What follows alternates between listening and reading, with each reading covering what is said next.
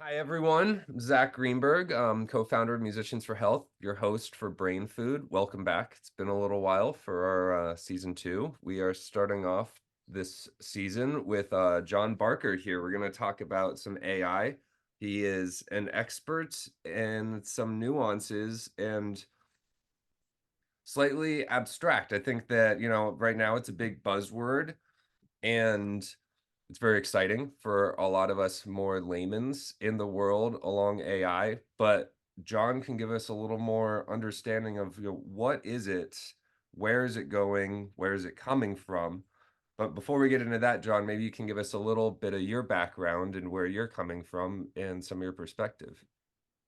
Well, at the moment, I develop innovation programs for companies wanting to apply artificial intelligence to innovate their products and business models.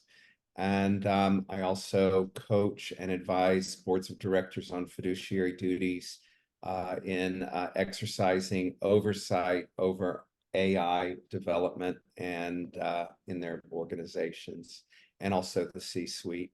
And my most recent engagement was with a credit reporting agency, consumer reporting agency. I'm still under non-disclosure for that, but that was in the background screening industry, so AI and background screening. And I think it's going to change not only background screening and employment, I think AI will change the world. So I did a heavy focus on AI in healthcare when I got a master's in regulatory compliance at Northwestern with a focus on healthcare, and I examined the role of AI in clinical decision support. So I'm passionate about healthcare and all its aspects. And I have a long history in, well, I'm a lawyer, but I don't practice, but I use my legal knowledge. And my first degree was in philosophy, and that came as a result of an intense interest in ethics and morality and its relationship to law. And I also spent many decades in what was called the publishing industry for lawyers, physicians, nurses, compliance professionals, but I don't even know if the word publishing applies anymore because everything is now a software solution supported by content. AI will accelerate that. I hope that addresses your questions Yeah, on my background. So yeah, thank you. That is super helpful. And yeah, let's dive in. You touched on a couple things in there, and one of them is what is AI exactly? How would you define it? And maybe yeah, a little history of where it comes from and kind of some sure. thing. Yeah. I so anyone you ask will have a slightly different perspective. I encourage everyone to start doing research and reading about AI. Learn for yourself. I actually think AI can go back to the most ancient times of human recorded history. The Greeks, for example, which pursued automation. Automation has, through tools, has been a goal of humans for centuries. And so I actually look at it going back far back in history. But I point to Ada Lovelace, who has been known as the grandmother of computing, who was a mathematician and worked with Charles Babbage. I actually think I kind of trace AI back to her.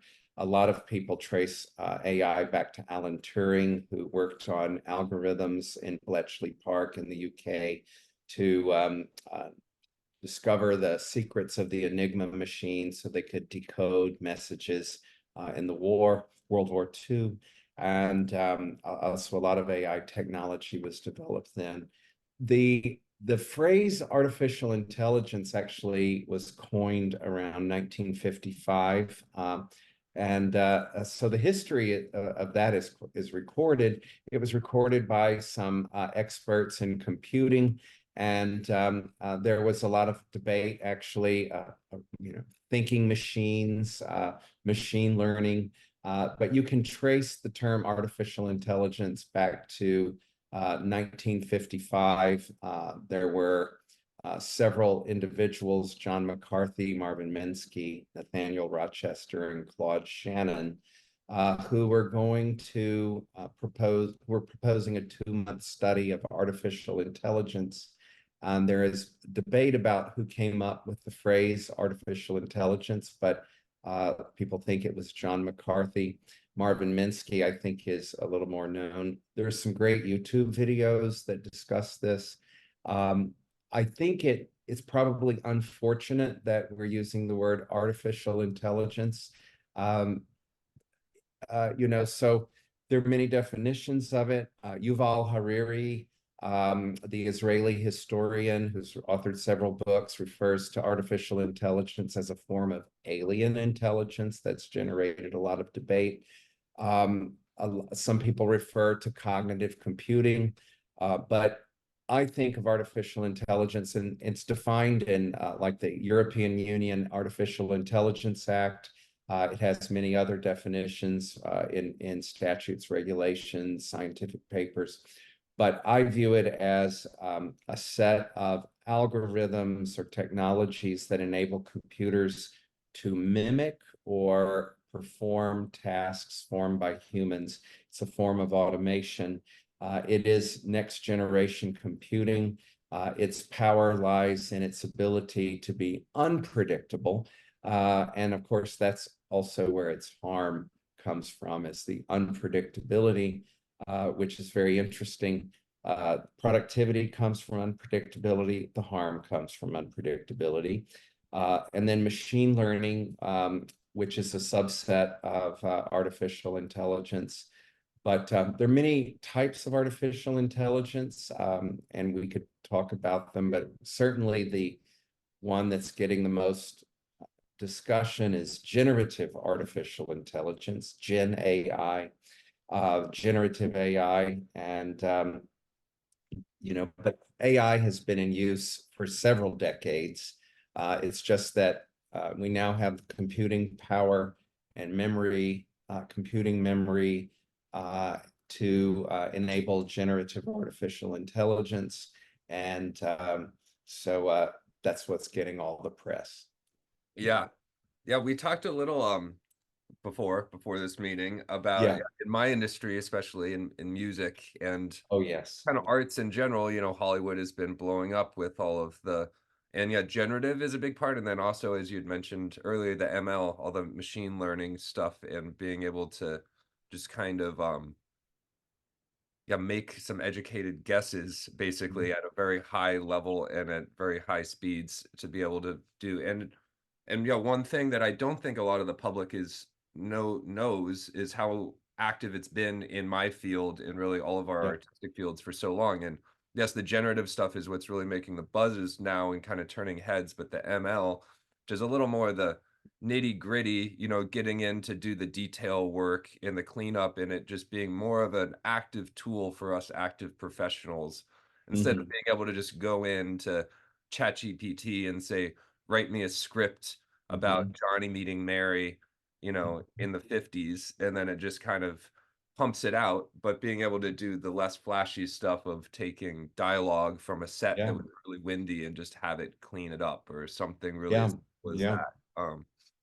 And yeah, that's some examples in the art side. And I don't, if you have anything interesting on the medical side of something, because I know that sort of thing has been such important tech for such a long time in saving lives and bringing in, kind of the modern era of medicine.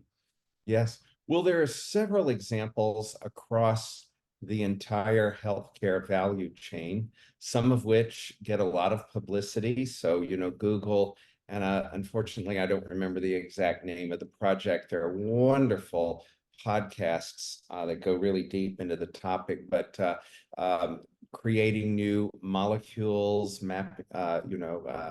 getting insights from medical records, create drug discovery, medical device development, and drug discovery is particularly interesting because it's now been possible to either speed up or skip some of the beginning steps in the clinical trial process because AI can predict human reactions to medical drug therapies. And so speeding up drug discovery, very, very exciting. We also know in pathology, the use of AI to detect forms of cancer in images far earlier than a human being could. The ability to detect errors. But in pathology, I think that's where AI what really got started early in healthcare. There's also the revenue cycle, for collecting revenue, Medicare, Medicaid, private insurance. There's going to be a lot of work in natural language processing, documenting medical necessity in medical records authored by physicians, transcribing physicians' voice to text, document medical necessity to get the right billing code for reimbursement purposes. Detection of fraud and health insurance applications, for example, the revenue cycle management, just huge application. Clinical decision support, which is an area I'm very interested in. There are many forms of clinical decision support, but one of the areas of clinical decision support I spent a lot of time studying is evidence-based clinical guidelines. You might know of UpToDate from Wolters Kluwer, Clinical Key from Relics Group or Elsevier.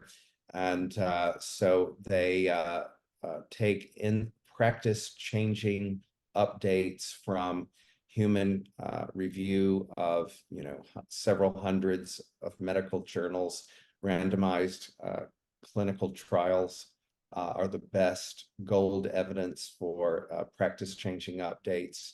And then those clinical guidelines, even if you're an emergency room physician, for example, and you want access to the most recent practice changing updates that came after your medical education, you can now have that in your medical device. And AI will increasingly be used, natural language processing, to identify relevant medical literature, assist human editors, physician editors in making the practice-changing updates. And so huge, just every part of the value chain in healthcare is affected. And you can go to any public search engine, Bing or Google, or there are other public search engines, and just type in impact of AI on healthcare and start reading. It's really interesting.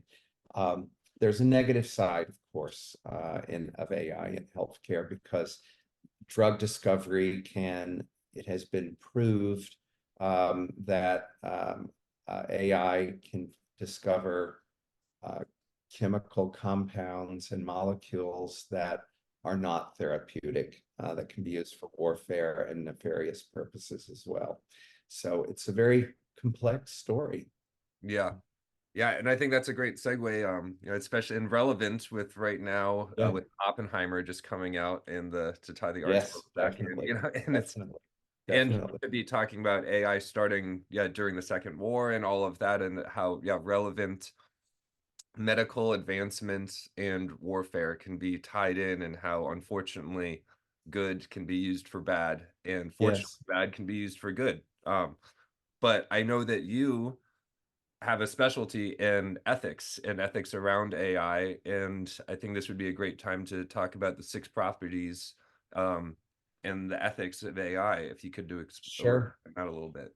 So I identify 6, but I do want to note that depending on the level of granularity, some people have many more and some people have fewer. So adopt the framework that you deem most important. I like to use the 6 principles of responsible artificial intelligence identified by Microsoft. But even in the names identified by Microsoft, you could break them down into more. But I think number 1, privacy and security. So Microsoft puts that as one principle of responsible artificial intelligence, but you could say privacy is 1 and security is a 2nd. But clearly we have privacy issues related to healthcare. And artificial intelligence, particularly generative artificial intelligence, relies on data. And so if your health records, including your personal identifying information, are training the neural networks and foundation models and the large language models, then your private information can be exposed. That's a security issue. So healthcare use of AI will need to respect privacy and security. Reliability and safety. So I'll use some dramatic examples. So so hopefully they never occur in reality. But let's say that you have a new drug discovered, and you want the drug AI to be reliable and safe in producing that, in discovering that drug. And you could have a nefarious, malevolent actor sabotage or poison the large language model such that the drug would not be reliable and safe. So, is the AI reliable? Is the AI safe? That's one question. And does it lead to safe and reliable drug discovery? Fairness and inclusiveness. So we have a long history of, and it's painful to talk about, but we have a long history of, in the United States, but actually worldwide, in medical and clinical research. It's so painful to talk about, but in the dark days of slavery in the United States, there were medical experiments conducted on slaves, and the speculum used today in healthcare was developed based on research on slaves. And fairness and the whole history of medical experimentation around the world without informed consent. Painful history. It really is an emotional topic for me to discuss. But inclusiveness, in the history of clinical research, medical research was conducted for white males mostly, and we found out that healthcare for women did not always work the same. Healthcare for people of color, the lack of representation or lack of inclusiveness of them in that research led to inadequate medical therapies for those groups. So we have to address the inclusiveness of all humans in AI-enabled clinical research. Transparency, and this I think is going to be the most difficult part, because generative AI is in some sense a black box. Its productivity comes from the unpredictability of the results. And no one can really, you can explain, well, how we can feed data into a large language model and train it, but it also has emergent behavior that's not predictable. No one can explain why some of the results come out of generative AI. And so transparency of the algorithms, how transparent will the algorithms be? And that goes to another principle of responsible AI, is accountability. So if AI in healthcare leads to a bad outcome, an unsafe outcome, an insecure outcome, an unfair outcome, an uninclusive outcome, who is accountable for that? Is it the creator of the data? Is it the processor of the data?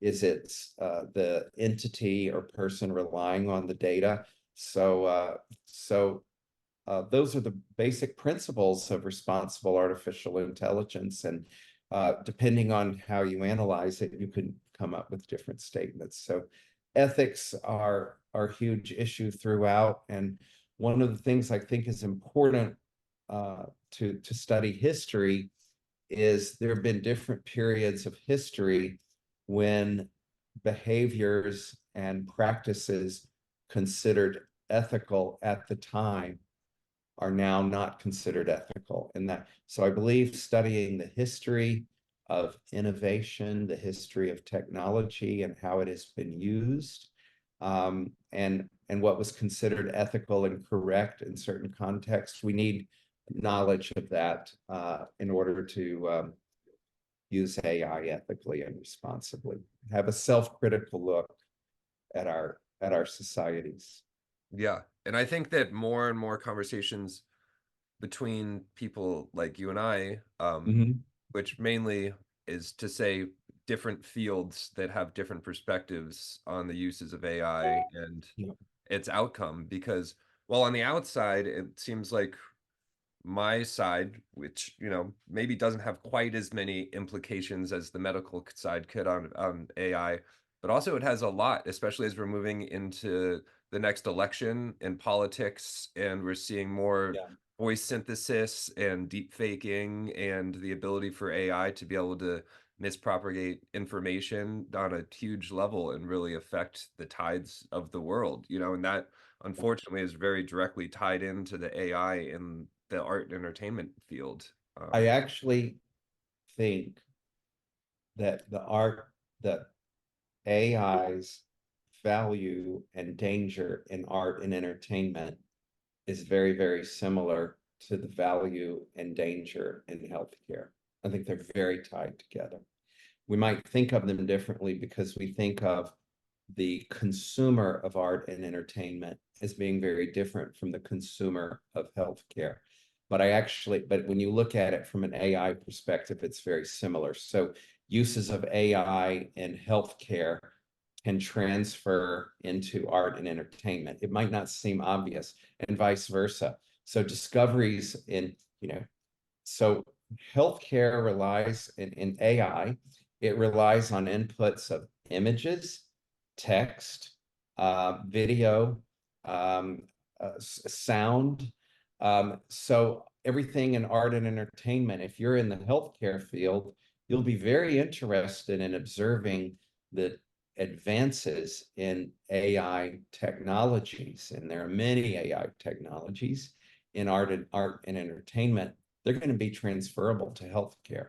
So we need to pay great attention. And the intellectual property issues are huge. And even the right to access, so if there's a healthcare innovation or an innovation in arts and entertainment, who has the right to monetize it?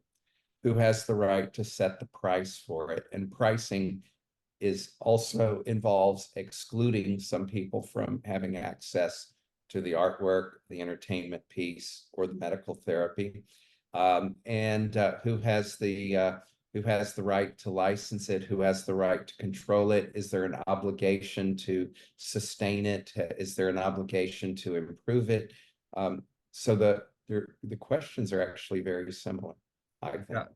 And it gets into a very dark place very quickly of And talking about, the unfortunate history of America as one example, but ownership of people's likeness and really their being, yes, starts to become a big question. It's been a big question on a seemingly small topic in the all of the Hollywood strikes this year with SAG, yes, the writer strikes and everything. And, intellectual property as far as owning a script or something has been a big thing, but also just being a background actor and getting paid $100 for the day. And then they now own your likeness, and yes, forever they can use your image and they can use your likeness. yes. And yeah, it's really gets into some scary stuff, which kind of bridges us into a very interesting story I didn't know much about, but you turned me on to. But um, Henrietta Lacks and her importance in kind of around all of these conversations. Could you talk a little bit about that? Well, I would encourage everyone to look up Henrietta Lacks in at least Wikipedia, but there's a lot of literature about Henrietta Lacks. So the name is spelled Henrietta, Henrietta. The last name is Lacks, Lacks. And her cancer cells were So she lived from 1920 to 1951. She passed away from cervical cancer. And her cancer cells were the source of what's called the HeLa line. And they were the first immortalized human cell line. And they've been one of the most important cell lines in medical research. And many medical therapies have been developed as a result of her cells. And they were biopsied during treatment for cervical cancer at Johns Hopkins Hospital. The long history, and her cells were harvested without her permission, and therapies were created with no compensation to Henrietta or her estate and her descendants and family members. No consent, no information. There was a settlement. I believe the terms of the settlement are confidential. The settlement involved compensation to her estate for use of her cells in the development of various therapies. The story is not finished, but it's actually very similar to using the likeness of an artist, you know. So cells are, of course, part of the biology of someone's body. And do you own your cells? And do you own derivative works based on insights from your cells? And whereas now I do not have a lot of evidence of AI being used in conjunction with Henrietta Lacks's cells, although AI algorithms have been developed to help identify when cell lines are using part of Henrietta's cells. But I'm sure it's being worked on, cell lines being analyzed by algorithms to develop therapies. But it's that intellectual property issue and the ethics issue, informed consent. So if you are a background, an actor, and your likeness is being used without your consent, your voice is being used without your consent, and profits are made, there's clearly an ethical issue: fairness, transparency, privacy, and security, going back to principles of responsible AI. So in terms of technology, just because you can do something doesn't mean you should. And then there's the legal issue. You have a property right in your likeness. So if you walk down the street and you happen to be, your likeness is picked up in a movie or film, do you have the right to be notified legally and be compensated for that, for the use of your image? Or your voice is picked up and says, oh, I love the voice of, the producer says, I love the voice of that stranger walking down the street. We have 10 seconds of that voice. Let's clone that voice and use it. Oh, I love that person's face or that facial expression. Let's use the eyes as part of a composite face we're going to create with AI. Who owns that? So in healthcare, an AI in healthcare will be able to data mine your medical records. If they are anonymized, does that change your property rights in your health records? If your data are aggregated with data from other people, does that change your ownership rights or your consent rights? So very, very complex issues. And this is where Henrietta Lacks is equally relevant. The intellectual property and ethics issues are equally relevant to arts and entertainment, because if I take your image, is it different from cells? That's something very personal to you, completely unique.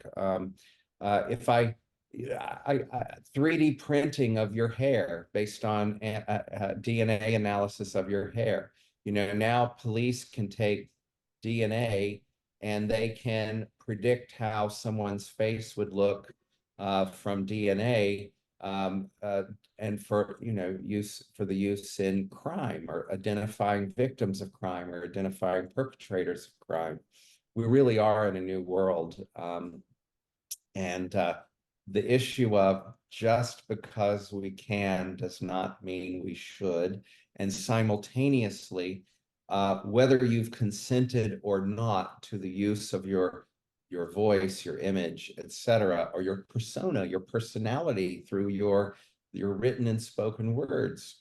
Do you have a right to be notified and compensated when any of that has been used or processed without your permission? And what bargaining power do you have when you do have permission?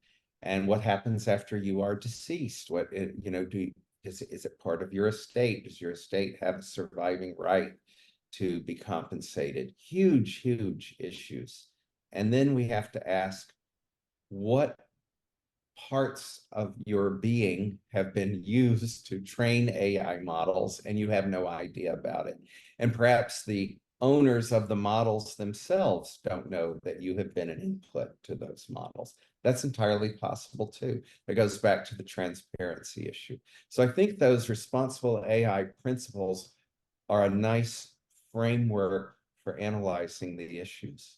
Yeah. And I think that a really good point that I was hearing you kind of get at is right now, we're in our early stages of AI tech. And so if we give permission for someone to use our likeness on whatever level they can or do now, in 6 months, in 5 years, in a week, we're not exactly sure, where the capabilities will shift to in that amount of time. If right Yes. now they could kind of gently put a likeness of you far in the background and it's not really noticeable, that doesn't mean that very shortly you won't be able to be something totally different, and just because you gave permission for your likeness to be used in a way doesn't mean that it's necessarily ethical to continue using that as the technology advances. And it'll be really interesting to see, yeah, how that ownership continues and the conversations around it.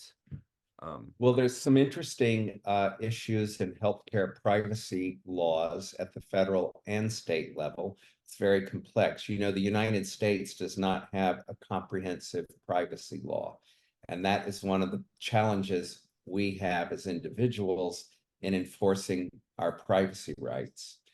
But one of the issues is, like, your healthcare record data is private data, obviously. But some of that data can be resold. And when it's resold by different brokers, another user of that data can reconstitute it and find your identity. And there are exceptions that fall through the cracks of the law because we don't have a comprehensive privacy law. I have not done an in-depth analysis of laws and regulations in arts and entertainment, but I have a feeling there's something similar going on. The other area we need to look at, both in healthcare and in arts and entertainment, is the use of synthetic data. So synthetic data is data that's not the original data. It's artificially created data, but it has similar statistical and other properties of the original source data. And the idea is, if I use synthetic data, I'm not going to have all these legal and regulatory issues, but you still at least have ethical issues. It's a lot of open issues to address, and I don't know what to say. I see we're going to have less than 1 minute left in our meeting. So yeah, we're starting to run out of time. But thank you so much, John, for being here. And this has been so informative, and this might need to lead to a second part. We'll see how we Sure end up thing. going Be with very interesting. all of Good this. to talk. Yeah, and especially as AI develops. So thank you so much, John Barker, everyone.